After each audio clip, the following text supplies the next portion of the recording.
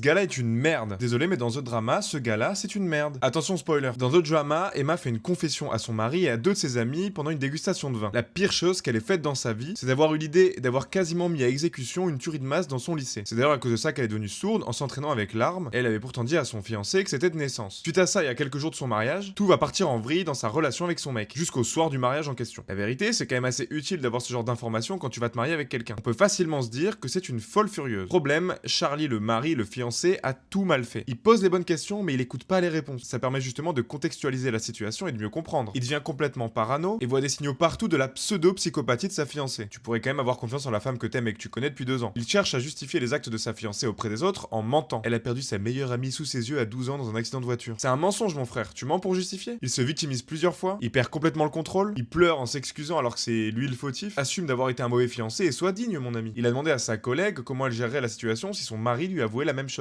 Gars, si tu veux appeler la police, fais-le, mais gère tout ça comme un grand garçon. Le pire du pire dans sa descente aux enfers, c'est qu'il a essayé de galoche et de fuck cette même collègue. T'as pété un plomb, mec. Tu trompes pas ta meuf parce que t'arrives pas à gérer tes émotions. On peut aussi parler de sa justification quand il se fait griller le jour de son mariage. Un peu de dignité, mec. De l'autre côté, on a Emma. Oui, elle a subi du harcèlement au lycée. Oui, elle a fantasmé d'une certaine manière les armes. Oui, elle a compris d'elle-même ce qu'étaient les mass shootings parce qu'elle est pas désaxée. Son environnement l'a poussée à avoir l'idée de le faire, mais l'a aussi poussée à ne pas le faire. Alors après, c'est peut-être une psycho qui va effectivement tuer tout le monde. Mais c'est pas vraiment ce qu'on nous présente dans le film. Elle a l'air bien sympa. Et surtout, elle est bien sympa. Après ce désastre le jour de son mariage, de s'asseoir à la table de Charlie et surtout d'accepter de tout recommencer à zéro avec lui. C'est peut-être ça l'amour en vrai. C'est accepter les crasses passées de son ou de sa partenaire. Cela dit, la finalité, c'est surtout tromper sa femme, c'est jamais excusable, quel que soit le contexte.